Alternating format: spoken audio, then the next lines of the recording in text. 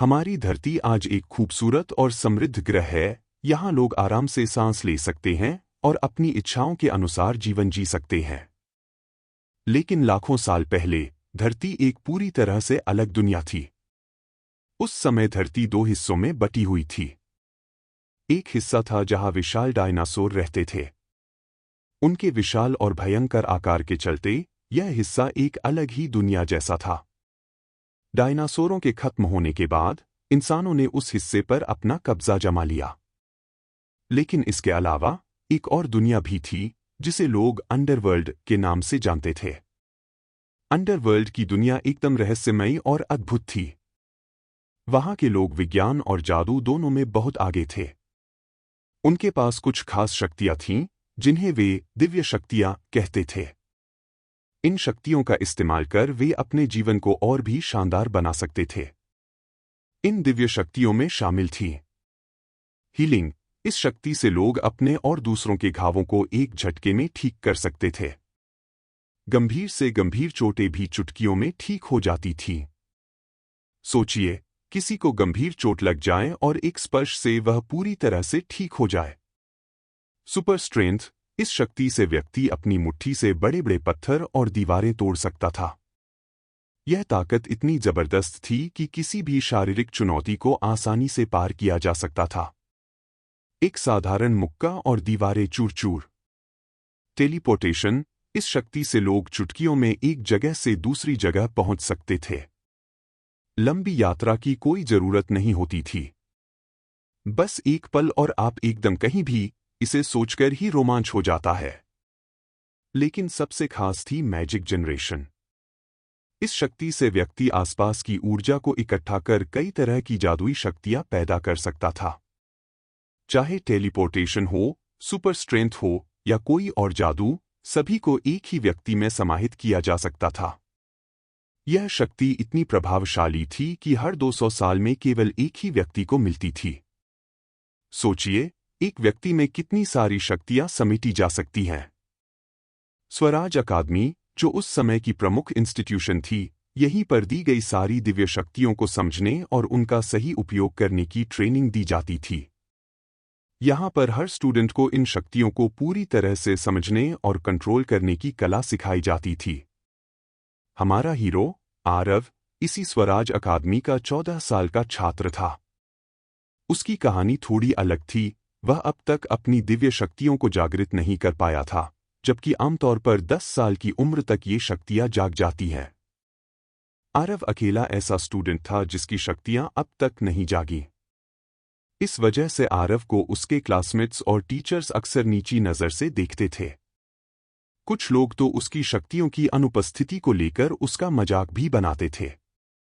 उसकी स्थिति को एक दुर्भाग्यपूर्ण घटना मानते हुए सभी उसके पीछे हंसते थे। आरव के लिए यह सब बहुत कष्टकारी था। वह जानता था कि उसकी शक्तियां कहीं छुपी हुई हैं, लेकिन वह उन्हें बाहर लाने में असमर्थ था। फिर भी आरव की मेहनत और लगन कभी कम नहीं हुई। वह हर दिन मेहनत करता, प्रैक्टिस करता और अपने गुरु से सीखने की कोशिश करता। उसकी एक खास बात थी कि वह कभी हार नहीं मानता था। उसने ठान लिया था कि चाहे जो भी हो, वह एक दिन अपनी शक्तियों को जागृत करेगा और सबको दिखा देगा कि वह भी खास है। एक दिन आरव रोजाना की तरह प्रैक्टिस में मगन था। तभी अचानक स्वराज अकादमी की दीवारें कांपने लगीं। दीवारों में हल्की हल्की दरारें पड़ने लगीं और पूरा माहौल एक अजीब तरह के तनाव से भर गया। सभी छात्र और शिक्षक घबराए हुए थे और समझ नहीं पा रहे थे कि अचानक यह हो क्या रहा है। तभी एक सिपाही जो स्वराज अकादमी की दीवारों पर चौकसी के लिए तैनात था, तेजी से नीचे कूद पड़ा। उसने अपने हाथ में एक विशालकाय घंटा पकड़ा हुआ था और उसकी आवाज ने पूरे परिसर को गुंजाया। सिपाही की आवाज गूंजते हुए सबके कानों में पड़ी, सुनिए, सुनिए, मैजिकल बीस्ट का एक बहुत बड़ा झुंड हमारी ओर बढ़ रहा है। सभी के चेहरे पर चिंता की लकीरें खिंच गईं। मैजिकल बीस्ट, जो उस समय की सबसे खतरनाक और रहस्यमयी जीवों में से थे, अब अकादमी की ओर बढ़ रहे थे। ये जीव न सिर्फ विशालकाय थे बल्कि बेहद शक्तिशाली भी थे। उनके पास दिमागी तौर पर आधुनिक इंसानों के बराबर की बुद्धिमत्ता थी और उनकी ताकत व रहस्यमय क्षमताएं उन्हें और भी खतरनाक बना देती थी। आरव ने झटपट अपनी प्रैक्टिस छोड़ दी और देखने लगा कि अन्य छात्र और शिक्षक क्या कर रहे हैं। हर तरफ अफरा तफरी मची हुई थी। कुछ छात्र अपने अपने कमरों में जाकर सुरक्षा के इंतजाम कर रहे थे, कुछ शिक्षक अपने अपने छात्रों को निर्देश दे रहे थे कि वे कहाँ जाएं और कैसे सुरक्षित रहें। सभी के मन में एक ही सवाल था, ये खतरनाक मैजिकल बीस्ट अकादमी के पास क्यों आ रही है? क्या कोई बड़ा खतरा मंडरा रहा है? आरव को इस स्थिति से निपटने के लिए खुद को तैयार करना पड़ा। हालांकि उसकी शक्तियां अब तक जागृत नहीं हुई थीं, लेकिन उसे पता था कि इस मुश्किल समय में उसे अपनी पूरी ताकत लगा देनी होगी। वह दृढ़ निश्चय के साथ मैदान में उतरा, जहां सबसे बड़ा संकट सामने था। उसके साथ कुछ अन्य छात्रों ने भी आने का निर्णय लिया, जिनकी शक्तियां अभी पूरी तरह से विकसित नहीं हुई थीं, लेकिन वे भी मदद करना चाहते थे। जैसे ही आरव और बाकी छात्रों ने अकादमी की दीवारों से बाहर की ओर देखा, तो उनका दिल जैसे धड़कना ही भूल गया। सामने का दृश्य देखकर उनके होश उड़ गए। 500 से ज्यादा खतरनाक मैजिकल बीस्ट उनके तरफ बढ़ रहे थे। इन बीस्ट की विशालकाय कदकाठी और रक्तिम आंखें देखकर किसी का भी दिल दहल सकता था। उनकी आंखों में अजीब सी खौफनाक चमक थी, जैसे वे किसी भयानक लक्ष्य की ओर बढ़ रहे हों।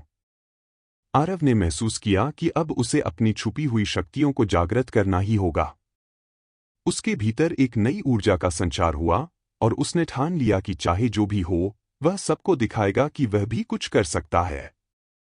सभी छात्र और शिक्षक अब पूरी तरह से सतर्क हो चुके थे। अफरा तफरी का माहौल छा गया था।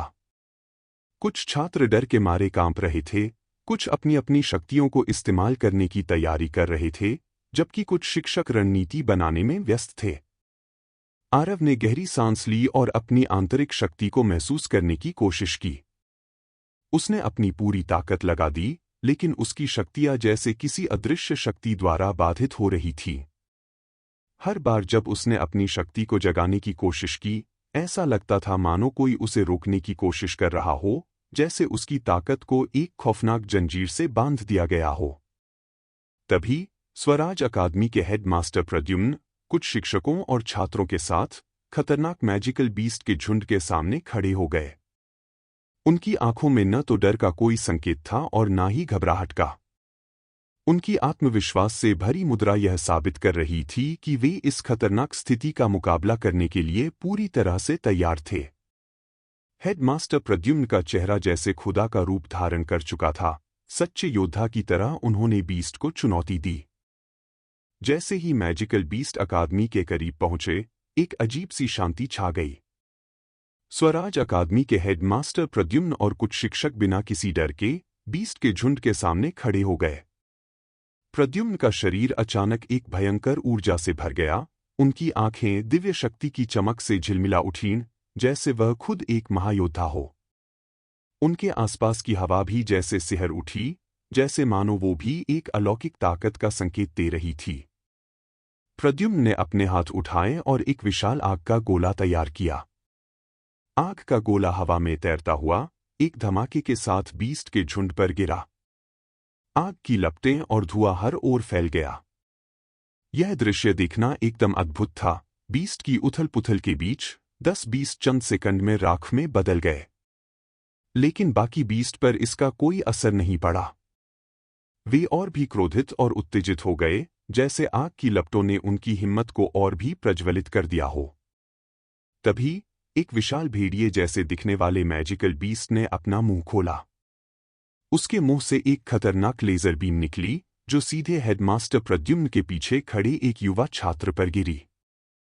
बीम ने छात्र को छूते ही उसके शरीर को जलाना और गलाना शुरू कर दिया। कुछ ही पल में उस स्टूडेंट की हड्डियां चटकने लगीं और कुछ ही पलों में वह पूरी तरह से राख में बदल गया। इस खौफनाक दृश्य को देखकर सबके दिलों में गहरी चिंता और भय भर गई। आरव, जो अपनी छुपी हुई शक्तियों को जागृत करने की कोशिश कर रहा था, उसने देखा कि स्थिति कितनी भयानक हो चुकी थी। उसके भीतर एक अदृश्य शक्ति की दीवार उसकी राह में बाधा डाल रही थी। हर बार जब उसने अपनी शक्ति को जगाने की कोशिश की, ऐसा लगता जैसे कोई उसे रोकने की कोशिश कर रहा हो, जैसे उसके चारों ओर एक अंधेरा बादल छा गया हो। फिर भी आरव ने हार मानने का मन नहीं बनाया। उसने गहरी सांस ली और अपनी छुपी हुई शक्ति को महसूस करने की कोशिश की। उसकी आंखों में एक चमक और दिल में एक अडिग इरादा था। वह जानता था कि इस कठिन घड़ी में उसकी मेहनत और साहस ही सब कुछ बदल सकते हैं। आरव ने अपना ध्यान केंद्रित किया और अपनी पूरी ताकत को बाहर लाने की कोशिश की। उसने महसूस किया कि उसे सिर्फ अपनी शक्ति को ही नहीं, बल्कि अपनी आत्मा की गहराई को भी समझना होगा।